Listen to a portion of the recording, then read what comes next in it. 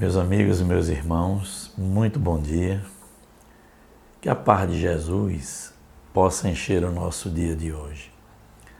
Estamos aqui mais uma vez para o nosso estudo espírita e o tema de hoje é muito importante. Veja o título: Porque não faço o bem que quero, mas o mal que não quero, esse faço. Esse pequeno trecho, ele está numa das epístolas de Paulo de Tarso aos Romanos, no capítulo 7, versículo 19. E só lembrando a todos nós que Paulo de Tarso foi um dos maiores e mais dedicados divulgadores do Cristo. E Paulo, então, nas suas andanças, fundou muitas igrejas. Mas certa noite, Paulo estava muito preocupado, porque de cada igreja que ele fundou, chegavam emissários lhe trazendo preocupações, os conflitos que estavam acontecendo nessas igrejas, e Paulo sozinho, no silêncio da noite, orou a Jesus, pedindo uma inspiração para resolver tantas questões que lhe chegavam. E era impossível que Paulo estivesse pessoalmente em cada igreja dessa. Ainda chegou a enviar Silas e Timóteo como seus emissários para tentar melhorar a situação nessas igrejas, mas estava impossível administrar tudo. Então, no silêncio da noite, ele orou e uma claridade muito intensa chegou àquele ambiente e o próprio Jesus visitava então Paulo de Tarso. E disse: Paulo, você não pode estar pessoalmente em cada igreja que você fundou, mas você pode orientá-los pela força do Espírito. Paulo então ficou com uma certa dúvida como fazer isso. E o próprio Cristo disse: Paulo, escreva, leve a minha mensagem para as suas igrejas, e aqueles de boa vontade compreenderão. E assim, gente, Paulo começou a escrever, também com auxílio de Silas e Timóteo, as suas epístolas que até hoje nos alimentam de tanto conteúdo. E nessa linha do que disse Paulo de Tarso: porque não faço o bem que quero, mas o mal que não quero, esse faço. Então, qual é o nosso estudo de hoje, gente? Nós vamos falar sobre o dever moral, que deva ser o nosso guia para o nosso aperfeiçoamento espiritual. É o dever de fazer. Mas vamos falar aqui não do dever humano, das profissões, nada disso. Nós vamos falar do dever moral. Porque nós já sabemos que as leis de Deus estão escritas em nossa consciência. A partir daí, nós temos um dever de agir corretamente, de fazer o certo, de não estar cedendo às pressões e seduções que o mundo oferece para atrair a nossa própria consciência e fazer o que não é bom, a fazer o que não é justo e amanhã estarmos colhendo os frutos desse plantio que não é bem feito. Então veja que Paulo ainda faz outras advertências a outras igrejas nesse mesmo sentido. Paulo diz assim: todas as coisas me são lícitas, mas nem todas as coisas me convêm. Todas as coisas me são lícitas, mas nem todas as coisas edificam. Está em Coríntios, capítulo 10, versículo 23. E faz um arremate em Tessalonicenses: examinai tudo, mas retendes o bem. E por que essas advertências de Paulo são tão próprias, inclusive para o dia de hoje? Porque nós vivemos no mundo, gente. Nós travamos contato com tudo que o mundo nos oferta, de bom e de ruim. Por isso que diz Paulo: não adianta você estar isolado, fazer de conta de que o mundo não existe, de que as coisas não estão ao nosso redor. Tudo existe e tudo está ao nosso redor. Mas o que é que dizia Paulo? É lícito que você tenha contato com essas coisas, mas nem todas nos convêm. É lícito que tenhamos contato com o mundo, mas nem tudo edifica. E o que é que diz Paulo? Examinai tudo, não é? Mas retendes apenas o bem. Então, o nosso estudo de hoje fala justamente disso, gente. Do dever moral que vai alavancando o nosso progresso espiritual, se bem cumprirmos. Há aquelas pessoas, não é, que desdenham do dever, que fazem justamente o contrário, que desrespeitam, que com livre-arbítrio ferem, traem, fazem tudo o quanto é o inverso daquilo que o Cristo nos orienta. Cedo ou mais tarde, vão precisar reparar justamente a falta do dever cumprido, porque nós somos juiz e cobradores da nossa própria consciência. Nós já sabemos por onde deveríamos trilhar. E o que diz Paulo aqui? Porque não faço o bem que eu quero, mas o mal que eu não quero, esse eu faço. Por que isso acontece, gente? Porque nem sempre temos a força necessária de realizar o dever que o Cristo nos orienta. Para fundamentar e para que a gente tenha uma compreensão mais profunda do que é o dever, nós vamos buscar no Evangelho segundo o Espiritismo, no seu capítulo 17, Sede Perfeitos, um texto simplesmente maravilhoso do Espírito Lázaro, aquele mesmo que foi revivido por Jesus. Então Lázaro em espírito traz essa mensagem maravilhosa sobre o dever e eu vou ler alguns trechos para a nossa reflexão. O dever, diz Lázaro, é obrigação moral primeiro para consigo mesmo e depois para com os outros. O dever é lei da vida.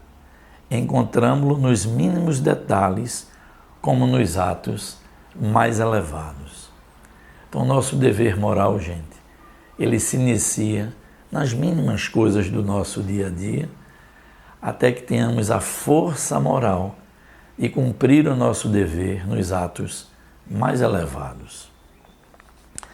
Na ordem dos sentimentos, o dever é muito difícil de ser cumprido, porque se encontra em antagonismo com as seduções do interesse e do coração. Suas vitórias não têm testemunhas e suas derrotas não sofrem repressão. O dever íntimo do homem está entregue ao seu livre-arbítrio, o aguilhão da consciência, esse guardião da probidade interior. O adverte e sustenta, mas ele se mostra frequentemente impotente diante dos sofismas da paixão. O dever do coração, fielmente observado, eleva o homem. Mas como precisar esse dever? Onde ele começa? Onde acaba?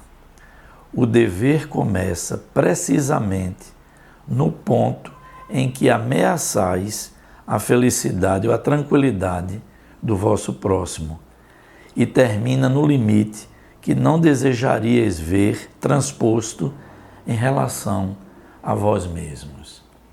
Então, gente, veja a profundidade dessas colocações de Lázaro.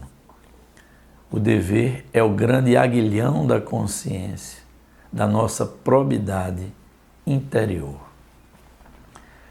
E aí ele tem realmente os seus limites, não é? Onde a gente também não gostaria de ver ultrapassado em relação a nós. Nem no ponto em que a gente ameace a tranquilidade dos nossos semelhantes. Por isso que diz, o dever bem cumprido pacifica o espírito, porque diz, eu cumpri aquilo que me competia, desde o plano material, como também no mundo espiritual. A mensagem continua nos dizendo: o dever é o resumo prático de todas as especulações morais. É uma intrepidez da alma que enfrenta todas as angústias da luta. E nós vivemos em luta sim, gente. A nossa maior luta é dentro de nós. Porque nós precisamos, passo a passo, ir vencendo as nossas dificuldades morais e nos tornando, no mínimo, pessoas de bem. Não estou falando aqui de religião, gente, A ou B ou C. Estou falando que essa intrepidez de cumprir o nosso dever nos torna pessoas melhores, nos torna pessoas de bem.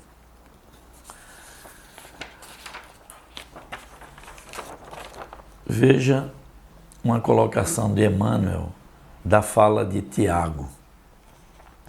Mas aquele que considera atentamente a lei perfeita de liberdade e nela persevera, não sendo ouvinte esquecido, antes praticando o que ela ordena, esse é bem-aventurado no que faz. Tiago sempre nos adverte que não sejamos apenas ouvintes da palavra, mas, sobretudo, praticantes. Essa é a maior advertência dos Espíritos, que à medida em que a gente vá travando contato com o conhecimento moral do Cristo, que nós possamos ir traduzindo tudo isso para a nossa prática diária. Mas vocês lembram das advertências de Lázaro? Cumprir o nosso dever não é muito fácil, porque ele vai de encontro às seduções do coração e do que o mundo nos oferta também. Então é uma conquista moral passo a passo, não é?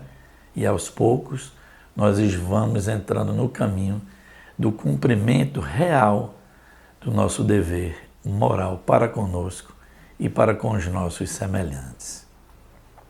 Nos encaminhando para o final do nosso estudo, nós vamos trazer aqui uma mensagem final do Espírito Emmanuel, dentro desse tema do nosso dever moral. Diz Emmanuel: o tarefeiro do progresso e da ordem, da luz e do bem, na qualidade de colaborador do Cristo, está integrado ao dever que lhe cabe no lugar que lhe é próprio, aproveitando as possibilidades que recebeu da providência divina e atento às lições que somente serão assimiladas no desempenho dos seus compromissos. Fugindo ao dever, precipitamo-nos no sentimento de culpa e criamos perturbações na linha de atividades que o Senhor nos confia, e não apenas desconjuntamos a peça de nossa existência, como também colocamos em desordem muitas existências alheias, desajustando outras muitas peças na máquina do destino. Desse modo, quem deseja a liberdade precisa obedecer aos desígnios supremos. Para trabalhar com êxito, é necessário obedecer à lei. Nas sombras do eu, a liberdade do faço o que quero frequentemente cria desordem e favorece a loucura. Na luz do Cristo, a liberdade do devo servir gera o progresso e a sublimação. Assimilamos do Mestre o senso da disciplina. Se quisermos ser livres, aprendamos a obedecer. Ensinou-nos o Mestre não a liberdade que explode de nossas paixões indomesticadas, mas a que verte sublime do cativeiro consciente as nossas obrigações diante do Pai excelso. Meus amigos e meus irmãos, fica esse nosso estudo, a advertência do dever moral que todos nós temos com a nossa própria consciência, com respeito às pessoas que nos cercam, ao mundo de Deus e a todos os espíritos superiores que sempre nos amparam, nos inspiram e nos iluminam em nossos momentos mais delicados na romagem que fazemos rumo à casa do Pai. Espero que tenham gostado de mais esse estudo e peço então, divulguem, não é? Para que essas palavras do Cristo alcancem muitos corações. Deixem aqui os seus comentários, que isso nos anima. Nós vamos fazendo essa troca salutar de impressões sobre os estudos. Se tiver alguma dúvida também, deixem, gente, por gentileza, aquele like, não é? Se gostaram do nosso estudo. E, sobretudo, estejam conosco, se inscrevam e incentivem as pessoas a se inscrever no nosso canal também. Que Deus nos ampare e nos ilumine e nos fortaleça o caminho hoje e para todo sempre.